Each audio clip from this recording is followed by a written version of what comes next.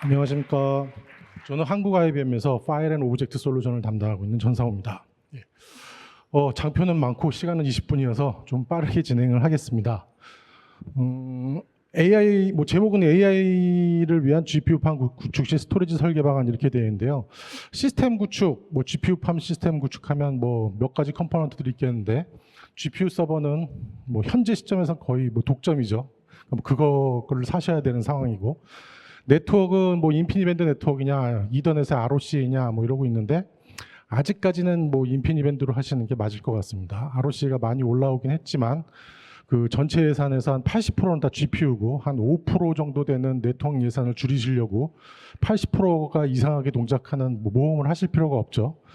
그럼 이제 남은 거는 이제 스토리지입니다. 그래서 스토리지를 어떻게 설계하느냐, 에 대한 장표로 좀 꾸며봤는데요. 제가 참조한 문헌은 이 두 가지입니다. 그래서 그 엔비디아에서 그 DGX 슈퍼팟을 이제 A100, H100, 이렇게 이제 H200 하면 또 나오겠죠. 그런 게 나올 때마다 이 화이트페이퍼를 발표합니다. 시스템 아키텍처 설계에 대한. 여기에서 이제 스토리지 부분에 대해서 발췌를 하였습니다. 내용을 보면 세 가지로 압축되어 있습니다. 성능. 일단 GPU팜이면 성능을 얘기해야 되겠죠. 우리가 GPU팜을 쓰는 이유는 오로지 성능 때문입니다. 성능이 필요 없으면 그냥 일반 서버나 PC에서 돌리시면 되죠. 대단한 그 컴퓨팅 파워가 필요하기 때문에 쓰는 거고, 그런 컴퓨팅 파워를 사용함에 있어서 그런 컴퓨팅 파워들이 놀지 않고 계속 일을 하게끔 만들려면 데이터를 계속 공급해 줘야 되겠죠. 그래서 스토리지 쪽도 이 퍼포먼스에 대한 언급이 대부분이다, 이렇게 보시면 되고요. 그 다음에 그렇게 만들어진 시스템을 다른 시스템과 어떻게 연동할 건지에 대해서도 그 회사 내부의 사정을 잘 고려해서 처음부터 설계에 반영하라, 이런 얘기가 써 있고, 그 다음에 코스트에 대한 내용, 스토리지 아키텍처를 최적화하는 방안에 대해서 코스트에 대한 내용들이 언급되어 있습니다. 연결을 보면 서버가 있고 스토리지가 있는데, 여기를 이제 어떻게 구성을 할 거냐에 대한 설명이라고 보시면 되는데요. 첫 번째는 이제 스토리지 패브릭은 인피니밴드로 해라. 아까 방금 전에 말씀드렸고요. 그러면서 성능 때문에 A100 GPU는 어떻게 이렇게 쭉 설명이 있으면서 예시도가 있는데, A100 GPU 서버들은 HDR 두 라인, 그 다음에 H100은 NDR 두 라인씩 연결해라. 이런 식으로 이제 그 데모 네트워크 구성이 그려져 있습니다. 그래서 그거를 여기다 반영을 해보면 스토리지가 있고 서버가 있는데 사이에 인피니밴드로 하고, 밴드위스는 A100 같은 경우에는 HDR 두 라인, H100은 NDR 두 라인, A100은 HDR 두 라인, 이런 식으로 구성해라, 이런 식으로 이제 써져 있고요. 그 다음에 여기까지는 이제 네트워크 구간에 대한 설명이니까 이제 요거 자체에 대한 성능에 대한 설명으로 넘어갑니다. 그래서 사실 스토리지 전체 성능이라는 관점에서 보면은 GPU 서버가 몇 대냐, 워크로드가 뭐냐에 따라서 달라질 수가 있기 때문에 일반적인 설명을 GPU 서버 한 대당 필요한 성능에 대해서, I/O 성능에 대해서 이제 설명이 되어 있고, 보시면은 다양한 워크로드, LLM부터 비디오 처리까지 그때마다 요구되는 최소한 스토리지 성능이 얼마큼 돼야 된다라는 설명들이 있는데, 사실 우리가 GPU팜 그 비싼 걸 사면서 단일 목적으로 아예 딱 쓰시는 고객은 많지는 않을 것 같습니다. 그래서 이렇게 범용적으로 쓰시려면 쭉 설명이 나오다가 이렇게 이제 마무리를 저집니다. 그래서 A100 GPU 같은 경우에는 GPU당 2GB per second의 리드 성능을 확보해라. 그럼 8GPU 서버면은 16GB per second겠죠. H100은 GPU당 2배로 올랐습니다. 4기가 해서 8GPU 서버를 구매하시면 그 GPU 서버가 한 대당 32GB per second의 서스테인한 리드 퍼포먼스를 가져갈 수 있도록 스토리지를 설계하라, 이렇게 되어 있는데, 그 맨 밑에 보면 이렇게 되어 있습니다. 어쨌거나 가능하면 맥스 네트워크 밴드위스를 다 쓸 수 있도록 스토리지 성능이 나왔으면 좋겠다, 이런 내용이고, 그 다음에 체크포인트 할 때 그 라이트 IO에 대해서도 충분히 고려해라, 이런 것들이 이제 설명입니다. 그래서 스토리지에 대한 설명들을 정리해 보면 이렇게 이제 구성이 되겠죠.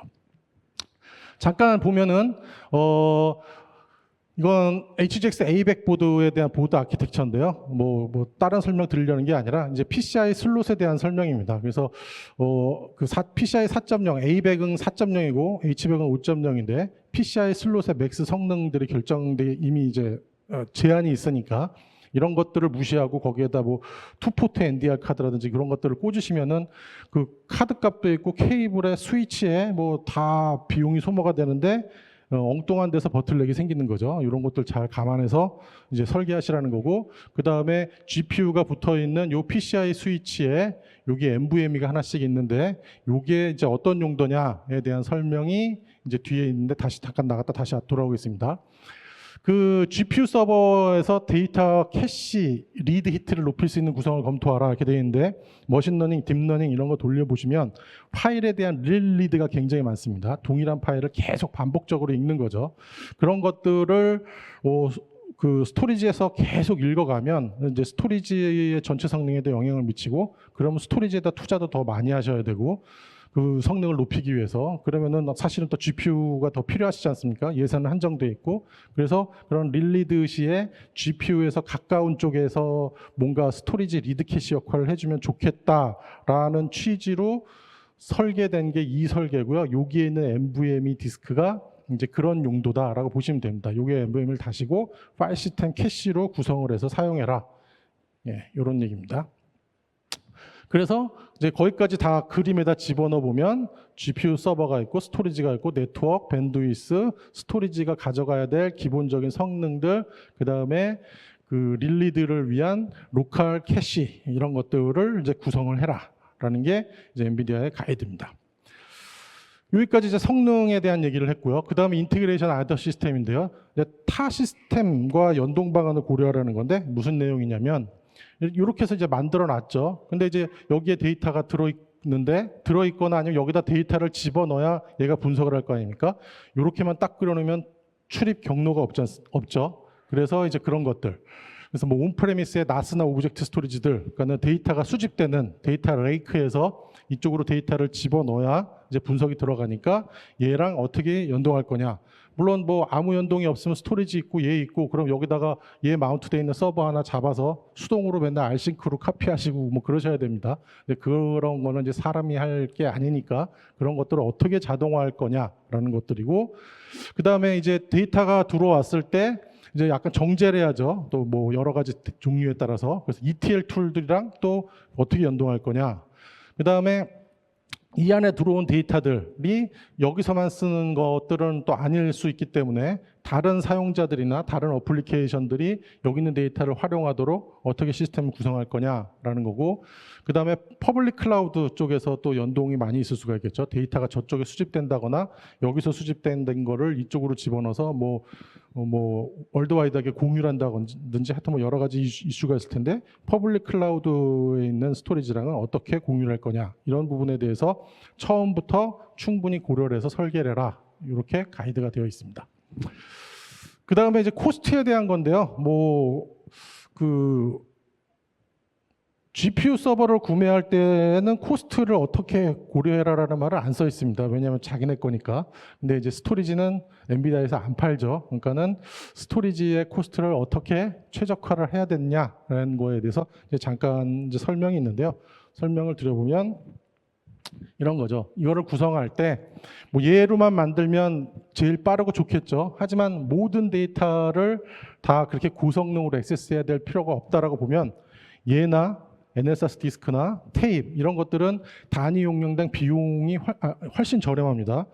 예를 들면은 이 NSS 디스크를 뭐 단위 용량당 한 1이라는 가격으로 구매할 수 있다 그러면 NVMe는 옛날에 10이었는데 조금 싸졌습니다. 지금 한 9 정도 돼요. 1:9 정도 되고, 그 다음에 테이프는 한 0.2 정도 됩니다. 그래서 이런 것들을 잘 믹스해서 아주 자주 쓰는 데이터, 그 다음에 일반적인 뭐 대용량 데이터, 그 다음에 자주 쓰진 않지만은 지울 수 없는 데이터, 또는 뭐 컴플라이언스 때문에 장기 보관해야 되는 데이터, 이런 것들을 잘 믹스해서 파일 시스템을 구성하고 바깥에 있는 오브젝트 스토리지 또는 뭐 인하우스에 있던 이런 것들과 연동을 해서 그 데이터 저장소를 설계를 하고 그 정책 기반으로 이런 데이터들이 저장될 수 있도록 구성을 해라. 이것도 수동으로 하면 다 엄청난 이제 노가다가 되기 때문에 뭐 그런 부분에 대해서 이제 설명들이 나와 있습니다. 다시 한번 정리하면 성능이 제일 중요하고, 그다음에 인테그레이션 아더 시스템과의 어떤 통합 문제들, 비용 문제들을 잘 고려해서 스토리지를 설계하라. 이렇게 가이드가 되어 있습니다. 어, 여기까지는 이제 엔비디아에서 가이드를 준 걸 얘기했고, 저도 뭐 올라왔으니까 저희 회사 얘기를 잠깐 드리면요. IBM은 SSS 6000, 그러니까 스토리지 스케일 시스템의 약자입니다. 6000이라는 이제 신 모델이 나왔고, AI GPU 팜 전용 스토리지라고 보시면 되겠습니다. 현재 마켓 시어는 국내 기준으로 용량 베이스로 하면 70%에서 80%를 전부 다 IBM 스토리지 스케일 시스템으로 구성이 되어 있다, 이렇게 보시면 될 것 같고요. 시장에서는 뭐 몇 가지 예를 들면은 뭐 슈퍼컴, 뭐 AI 다 통합해서 말씀드린 건데, 뭐 여러분들이 보시는 모든 아침마다 보시는 예보 시스템, 뭐 기상 예보, 대기질 예보, 뭐 지진, 화산, 뭐 산불 예방 시스템, 뭐 이런 것들이 전부 다 요 스토리지로 되어 있고, 우리나라에서 발사한 모든 위성에 대한 위성 지상국 시스템이라든지, 뭐 알고 계시는 메이저 대기업의 어떤 그 HPC 센터나 하여튼 뭐 기타 등등 아주 많은 곳에서 사용하고 있는 제품이다, 이렇게 이제 보시면 되겠습니다. 그래서 왜 얘가 이제 그렇게 이제 마켓 시어를 많이 가져갈 수 있는지에 대해서 앞에 나온 장표와 비교를 해서 설명을 좀 드리면서 마무리를 짓겠습니다. SSS 6000은 뭐 기존 이제 분산 파일 시스템, 스케일 아웃 파일 시스템의 솔루션으로 이제 구성이 되어 있는 건데요. 일반적인 어떤 범용 하드웨어에다가 뭐 OS 깔고 설치하고 그렇게 해서 뭐 그렇게 구성하는 게 아니고요. 완전 전용 하드웨어로 제공이 됩니다. 그래서 이 하드웨어는 IBM의 FS 9500이라고 하이엔드 센 스토리지가 있는데요. 그 센 스토리지와 이제 공유를 합니다. 그래서 센 스토리지 컨트롤러에다가 파일 시스템, 네트워크 서비스 이런 걸 얹은 장비고요. 뭐 스펙은 꽤 중요하지 않죠. 뭐 NVMe 디스크가 컨트롤러 베이에 한 48개 들어가고, 그 다음에 디스크가 91베이짜리가 9단 해서 한 시계 한 최대 가용 공간이 한 12페타 정도 원렉에 들어가는 굉장히 고밀도 스토리지입니다. 이렇게 하시면 이제 이게 12페타가 맥스구나 생각하실 수 있는데, 저희 스토리지는 스케일 아웃 장비입니다. 그래서 이게 빌딩 블록 일식이에요. 일식이고 최대 8192대까지 병렬로 증설하실 수 있어서 단일 파일 시스템을 8요타바이트까지 만들 수 있는, 그러니까 뭐 그냥 무제한이라고 보시면 되겠죠. 그런 스토리지입니다. 앞에 나왔던 거에 대해서 다시 설명을 드리면, 이제 성능인데요. 성능은 저희 1대당 성능은 마켓 1등입니다. 310GB per second의 유효 리드 성능이 나옵니다. 이거는 뭐 네트워크 밴드위스나 뭐 캐시 히트 이런 거를 다 배제하고, 실제 어플리케이션에서 파일을 읽었을 때 그 어플리케이션에 도달하는 실제 데이터량을 가지고 이제 측정한 거고요. 현재 국내에서 판매하는, 뭐 해외 전 세계 다 마찬가지일 텐데요. 2등 퍼포먼스가 2등을 숫자를 컬하고 있는 제품이 115GB입니다. 그러니까 굉장히 2등과 차이가 많이 나죠. 1대당 310GB다라는 게 저희 장점이고요. 그래서 아까 말씀드렸다시피 저희는 스케일 아웃 장비죠. 그래서 저희 스토리지는 310GB가 맥스란 뜻이 아니고, 하나를 구성하면 310GB고, 두 개는 600, 세 개는 900, 네 대를 놓으면 1.2TB per second의 리드 퍼포먼스가 나옵니다. 불과 몇 년 전만 하더라도 한 1TB per second의 리드 하면은 무슨 버스트 버퍼 뭐 이런 거 구성해가지고 굉장히 이제 약간 불안정하지만 그래도 속도를 원하시는 쪽에서 이제 구성해서 쓰시던 건데, 지금은 이제 스토리 렉에다가 하프렉 정도만 꽂으시면 1TB가 이상 되는 것들을 간단하게 구현을 하실 수가 있고요. 그 다음에 특히 이제 특장점은 단일 분석 노드에서의 성능입니다. 그래서 여기 20에서 95라고 써놨는데, PCI 5.0 서버 기준으로 200G짜리 한 라인 연결한, 뭐 최소한 이제 그거 이상들은 다 구성하시니까요. 그러면 와이어 스피드가 다 나옵니다. 그래서 20GB per second가 나오고, GPU 다이렉트 스토리지 이런 거 쓰면은 단일 로드에서 95GB per second의 리드를 가져가실 수 있습니다. 그다음에 아까 말씀드렸던 리드 로컬에다가 캐시를 만들어야 된다고 그랬는데, 저희는 그거를 아주 잘 지원합니다. 그래서 RDMA를 지원하면서 어차피 이쪽 이제 RDMA를 쓰려면 저희 클라이언트를 설치하셔야 되는데, 모든 뭐 이런 분산 파일 시스템 다 동일합니다. 그 클라이언트 모듈에서 요 디스크들을 캐시로 쓰겠다라고 간단하게 지정하시면 바로 리드 온리 캐시로 동작을 합니다. 그래서 이 스토리지로 가는 부하량을, 반복된 리드에 대한 부하를 줄여서 더 다른 계산 노드에서 필요한 자원, 그러니까 IO를 더 잘 서비스할 수 있도록 해주는 기능들을 제공하고 있다. 기본적으로 제공하고 있다. 이렇게 보시면 되겠습니다. 그 다음에 인테그레이션 위드 아더 시스템에 대한 부분인데요. 저희는 여러분들이 아시는 대부분의 프로토콜을 다 지원합니다. 저희 스토리지를 스케일 아웃해서 구성을 해놓으시고 인피니밴드의 RDMA로 연결을 하시면 요거를 쓰시는 거고, 거기에 GPU 다이렉트 스토리지 쓰시면 여기를 쓰시는 거고요. HDFS도 같이 지원하고, 사실 뭐 이쪽은 그렇게 많이 안 쓰시지만 이쪽은 이제 많이 쓰시죠. S3는 이제 누바, 스탠더론 누바로 구성이 되어 있고, NFS, CIFS, 그다음에 컨테이너를 지원하는 CSI 쪽에 대해서 풀 펑션을 다 지원한다, 이렇게 보시면 되겠고요.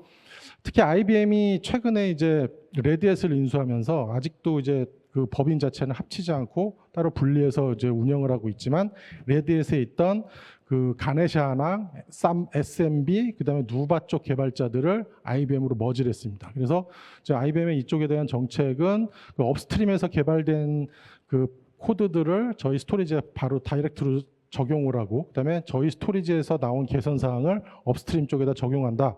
이런 것들이 저희의 가장 큰 장점이 아닌가 이렇게 생각하고, 그걸 저희는 정책으로 가져가고 있습니다. 그 외에 이제 뭐 다양한 프로토콜과 연결 방식을 지원하기 때문에 아까 앞에서 말씀드렸던 주변에 있는 다양한 시스템과 인티그레이션하는 것들을 완전히 자동화할 수 있다, 이렇게 보시면 될 것 같고요. 구성도는 스토리지의 인피니밴드에 GPU 서버가 붙어 있을 거고, 여기에 이제 프로토콜 서버라는 것들을 이제 장착을 해서 이더넷 통해서 기타 그런 업무들과 연동을 자동화할 수 있다, 이렇게 보시면 됩니다. 그래서 뭐 NFS 기준으로 32대, SMB는 16대, S3는 뭐 4대까지, 보통 하나에서 스루풋이 한 10기가 이상씩 나오거든요. 그래서 충분한 밴드위스를 가지고 그 프로토콜 서비스도 같이 제공할 수 있다, 이렇게 보시면 될 것 같고요. 비용적인 부분은 저희 스토리지만의 특장점입니다. 이거는 뭐 저희만 되는 기능인데요. 대부분 이제 플래시랑 일반 디스크까지 묶어서 데이터 티어링 정도를 구성하는 서비스를 제공하는데, 저희는 그 외에 테이프라든지 인터널 디스크가 많이 들어가 있는 스토리지 서버, 아니면 센 스토리지, 제이보드 뿐만 아니라 바깥에 있는 오브젝트 스토리지까지 다 묶어서 단일 파일 시스템을 구성할 수 있습니다. 그래서 뭐 데이터가 테이프에 들어가 있다고 해서 그거를 뭐 테이프에서 리스토어하는 커맨드를 쳐가지고 뭐 파일을 가져가는 게 아니라, 그냥 내가 저장한 디렉토리에 내가 저장한 파일은 그 파일 이름대로 그대로 있고, 항상 그 파일을 오픈할 때 파일 오픈 커맨드로 오픈을 합니다. 그렇지만 이제 데이터는 다양한 저장소에 저장되는 거고, 그건 스토리지 관리자가 정책에 의해서 그런 해당 업무나 사용자나 아니면 그 파일 액세스 빈도에 따라서 저장소를 배정하는 그런 방식으로 구성되도록 되어 있습니다. 그래서 그 저장소에 어느 저장소에 내 파일이 들어갔냐는 거는 사용자나 어플리케이션은 트랜스페런트하다, 이렇게 알고 계시면 되겠습니다. 일반적인 뭐 사례인데요. 뭐 유전자 분석 시스템 대부분 다 이렇게 돼 있다라고 보시면 될 것 같고요. 뭐 넘어가겠습니다. 그래서 이제 스펙트럼 스케일에 대한 저희 이제 솔루션에 대한 마지막 요약 장표, 이게 마지막 장표입니다. 빨리 달려왔는데 아직 시간이 1분 30초 남았습니다. 예, 이럴 줄 알았으면 조금 천천히 할 걸 그랬습니다. 하여튼 저희는 모든 성능은 지금 업계 1위, 보통 지금 2위와 격차가, 일식당 격차가 거의 3배 가까이 난다, 이렇게 보시면 될 것 같고, 여러분이 알고 계신 모든 미디어, 플래시, 디스크, 테이프, 뭐 센 스토리지, 인터널 디스크 이런 것들을 뿐만 아니라 뭐 외부에 있는 오브젝트 스토리지, 뭐 버켓 하나 계약하셔서 뭐 10회타짜리 하나 받았다 그러면 파일 시스템이 10회타가 붕 늘어난다라고 보시면 돼요. 그렇게 이제 구성하실 수 있고, 그 외에 이렇게 해서 만들어진 단일 파일 시스템을 여러분들이 필요로 하시는 다양한 프로토콜로 다시 액세스하실 수 있습니다. 동시에 같은 한 개의 파일에 대해서 S3와 뭐 NFS와 CSI에서 동시에 액세스할 수 있습니다. 물론 이제 락 매니지먼트는 당연히 동작하고요. 그렇게 돼 있고, 그 다음에 이제 그 외에 뭐 오디트 로깅이라든지, 임뮤터빌리티는 이제 위변조 방지 기능이죠. 국내에서 이제 웜 스토리지라고도 많이 알려져 있는데, 뭐 웜 스토리지라든지 인크립션에서 저장을 한다든지 이런 것들과, 그 다음에 오늘 저 AFM 액티브 파일 매니지먼트라고 저희 스토리지 특장점인데, 외부 스토리지랑 연동하는 기능입니다. 그래서 뭐 외부에 있는 스토리지를 캐싱해서 저희 디렉토리랑 매핑한다든지, 뭐 오브젝트 스토리지를 캐싱해서 매핑한다든지 이런 것들을 제공하는데, 이런 전반적인 데이터 매니지먼트에 대한 풀 펑션을 제공하는 게 IBM 스토리지 스케일 시스템의 가장 큰 장점이다, 이렇게 설명을 드리면서 오늘 발표를 마무리하겠습니다. 감사합니다.